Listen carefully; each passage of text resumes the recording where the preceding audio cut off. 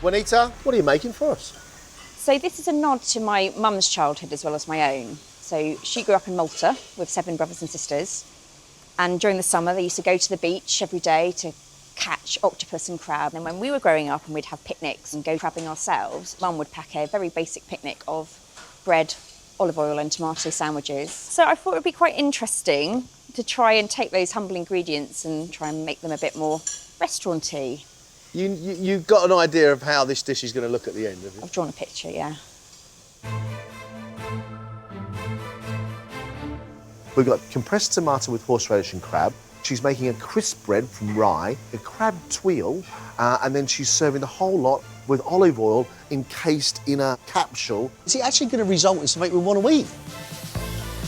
I worry I'm trying to be a bit too wacky, but it's too late now to change it.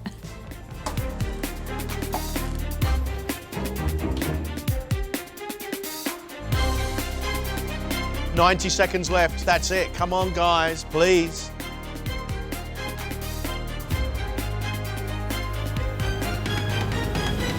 That's it. Stop.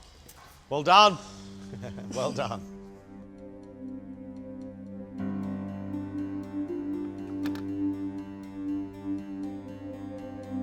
Juanita's dish is inspired by crabbing with her family. She's cooked roasted glazed tomato, compressed tomato stuffed with crab, compressed cucumber, a tomato mousse topped with crab, horseradish cream, rye bread crisps, a crab tuile, encapsulated olive oil, and a black pepper crumb. I think it's a very, very pretty thing. It's a very daring thing to be doing because it's very modern.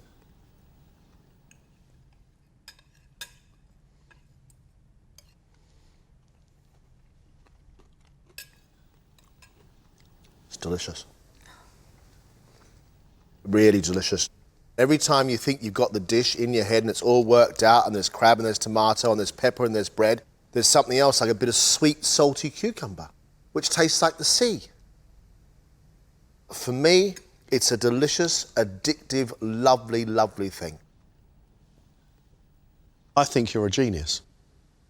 I've never had so many different and concentrated flavours of tomato with crab as a background and then pepper, I think is quite extraordinary.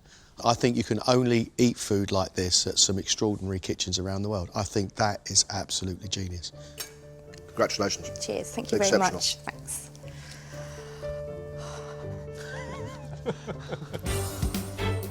I chose this dish because it's based on where I grew up. My grandmother in Portugal, we used to have quite a lot of prawns and shellfish wrapped in really fine crepes and then covered in a bechamel sauce. It's based on that dish. So I'm making a prawn and crab lasagna, which is like a prawn mousse, and then I'm doing little pastéis de gambas, which are little deep-fried prawns in a bechamel sauce and then breadcrumbed. Fabulous! Fabulous. Who's tried this dish? Mum. Poor Mum. She gets to try everything. And what did Mum say? She loved it, actually. She loved it. She thought it was quite authentic because it's traditional, but it's got a new twist on it. A classic Portuguese croquette should be crispy on the outside and creamy on the inside, but still taste the prawns. This lasagna is really interesting. We've got 3 layers of pasta and this mousse made from prawns and crab. I hope it's not too dense. It's an intriguing combination. If she gets it right, it could be absolutely delicious. 6 minutes left. Just 6 minutes. Come on. That's custard, which is now lumpy. And yeah, it's a kernel, isn't it? What are you going to do? You got 6 minutes. Start again.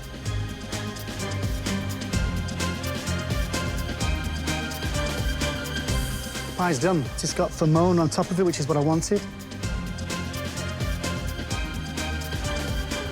Come on, Elliot, quick, quick, quick. Last minute custard. One last thing. Not good enough, I'm going home.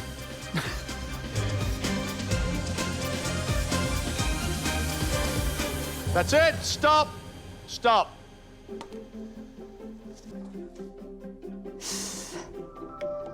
In memory of her Portuguese grandmother, charity director Alex created a crab and prawn mousse lasagna, prawn croquettes, and a vegetable fricassee, served with a tomato beurre blanc. That's a very pretty and elegant dish, Alex. Well done.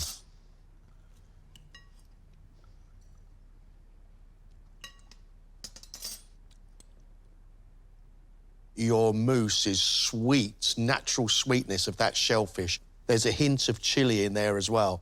But that beurre blanc, a butter sauce, makes everything really rich. It's delicious. That's the sort of food we're looking for. That's really fantastic. The croquettes are crispy on the outside. They're soft in the middle, rich with bechamel. Beurre blanc is a revelation. I am really blown away. It's great. Good job. That was so amazing. That was so amazing. I can't believe it. So chuffed.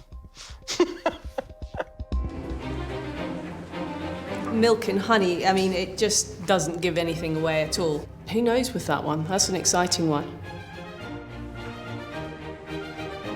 To be able to have a smooth transition and keep the guests excited all the way through and then finish really high up on a dessert, it's a huge challenge. You look very calm and organized, Jane. We hope.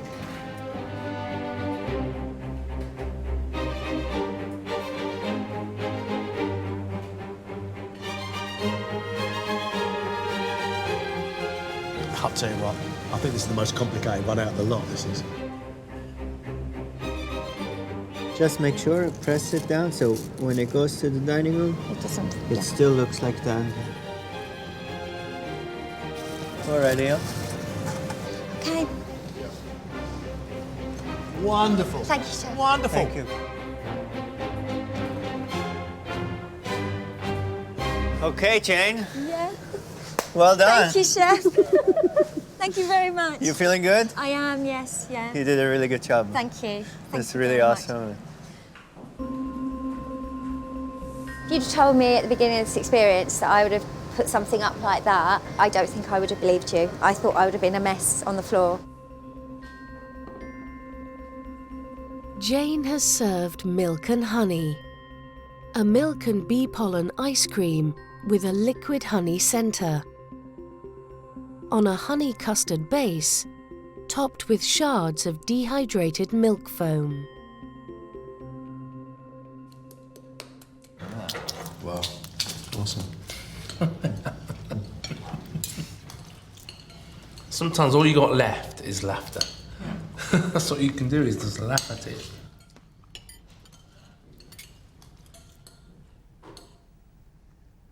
Beautiful honey, it's really aromatic. Lots going on in that. And then there's the salt as well, which just gives it another element. There's all these little explosions of flavour in your mouth. Yeah, delicious. It's a hard dish to pull off, to get all the temperatures right, to get all the layers right, to get the fragrances right, and to keep you excited all the way to the end, to the last bite. So she did very well, I think. It's the dessert that once you break into it, it just kind of keeps on giving more and more as you go along. Incredible. And what a finale of 3 brilliant dishes.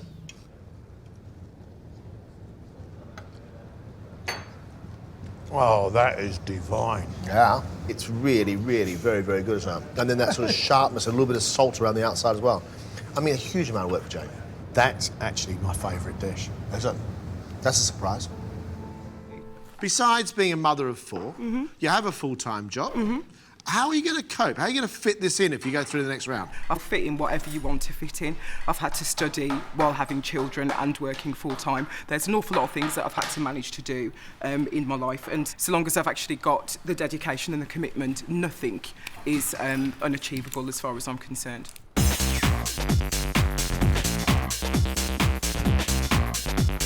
Denise has to deliver flavour today.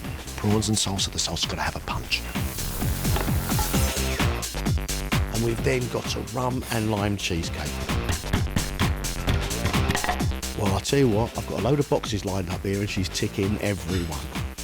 I think I'm going to go out of here a stone heavier. Denise is gunning for a semi-final place with a starter of griddled king prawns with a lime and avocado salsa. The flavours in that dish are very good, but it just doesn't have the moistness that it needs to make it a wonderful dish. I accept that. It's good. The flavours are good. Thank you. But it's too dry. It's too dry. Can she make up for lost ground with her main of pork, cider lentils, mustard mash and apple sauce? That has flavour. The pork is delicious, well seasoned. Lentils are earthy and rich, but still sweet with the cider. Beautifully made mashed potato. I do like it.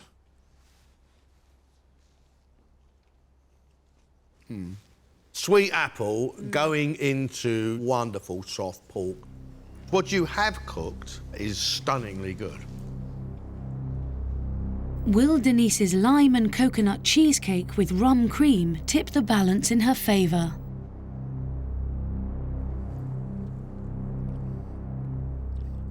I like the flavours. That lovely coconut. The cream cheese in there is very, very sweet. We asked for one thing, and that was flavour. And I think you've delivered it today. Thank you very much.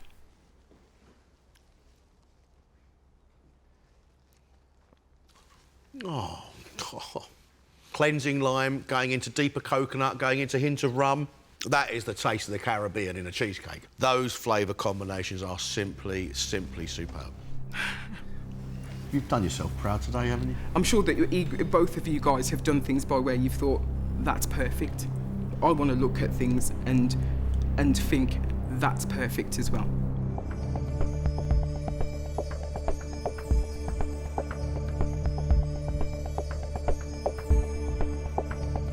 I've got a huge grin on my face because I reckon you three rock.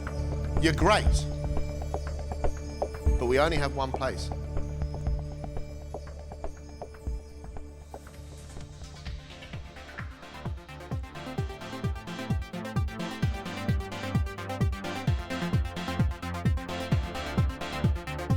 Our winner is Denise.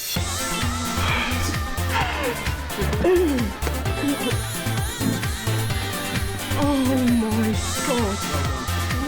Oh my God. Denise has produced some great, great food. She's a very good cook, and one of the best we've seen for a very long time. She is more than worthy of a semi-final place. Can't believe that I'm about to go through to a semi-final on MasterChef. Here.